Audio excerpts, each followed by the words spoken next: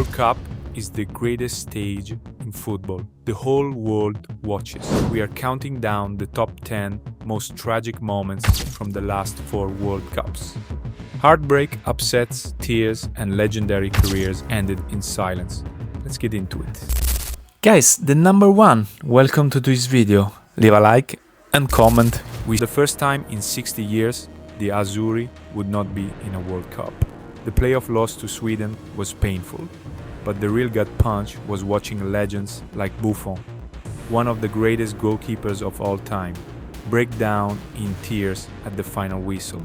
Buffon had played in every World Cup since 1998. This was supposed to be his last chance. He got on the microphone after the game and said through tears that he was proud, but the image of him crying on that pitch is one of the saddest in football history. And just to twist the knife, Italy also failed to qualify for Qatar 2022. The tragedy became a pattern. Please. Next. Brazil 2014. The host nation, the favorites. Neymar, their golden boy, stretchered off with a fractured vertebra in the quarterfinals. The country was in shock.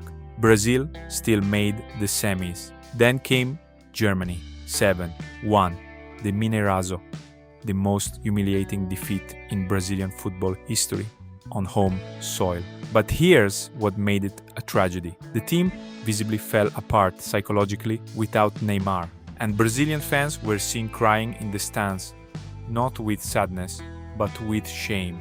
Children were crying, grown men were covering their faces. One image went viral. A little boy in a Neymar shirt, completely silent, staring at nothing. Then, Germany came back for the final and lost to Argentina. Brazil, in their own backyard, didn't even make the final. Neymar watched it from a wheelchair. This story is incredible, guys. Oh my... Look. Pay attention to this story, bro. We pause here for a moment that echoes across time. While this happened at the 1994 World Cup, its shadow still hangs over every Colombian campaign. Defender Andrés Escobar scored an own goal against the USA. Colombia went home. 10 days later, Escobar was shot dead outside a nightclub in Medellin, allegedly by men linked to the cartel. We include this because every time Colombia is eliminated from a World Cup, this story is retold. In 2018, when they lost to England on penalties, fans and journalists everywhere remembered Escobar. The tragedy of Colombian football cannot be told without his name. No. Next. Uruguay has 2 of the most iconic strikers of their generation, Luis Suárez and Edinson Cavani. And the World Cup has been merciless to them.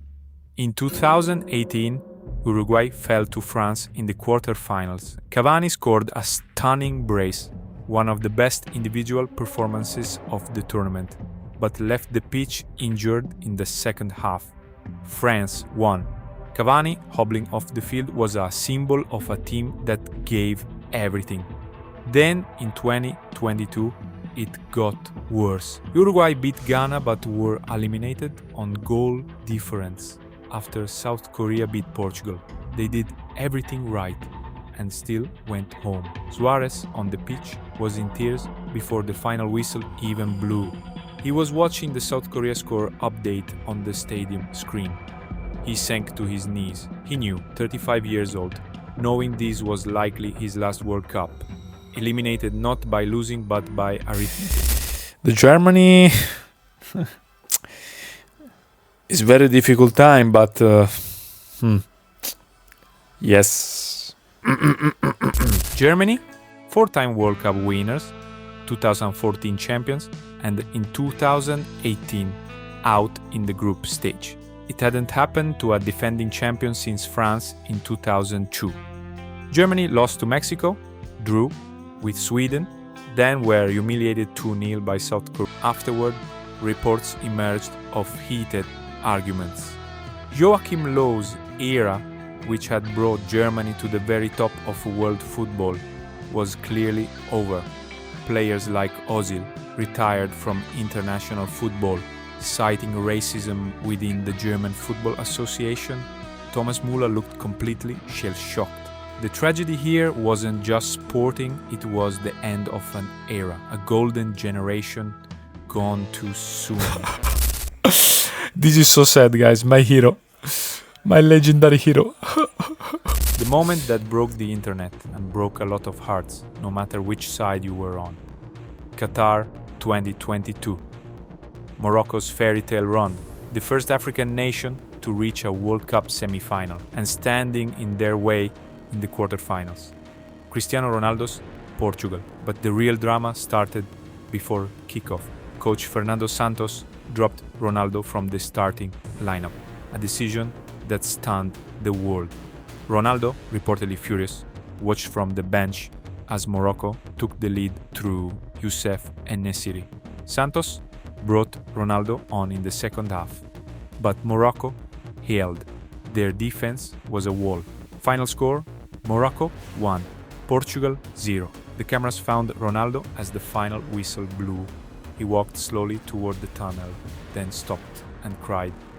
Not the performative tears we sometimes see from him, but the deep, silent cry of a man who knows something is over. He was 37 years old, Portugal's best ever player, and he left the World Cup not in glory, but on the bench and in tears. Was it his last World Cup? Probably, and it ended like this. Guys, leave one like to the next. Leave one like to the next video. Like. The 2022 World Cup final may be the greatest ever played. It is also, depending on who you support, one of the most tragic. Argentina led 2-0 with 10 minutes to go. It was over. Then Mbappé scored twice in 97 seconds.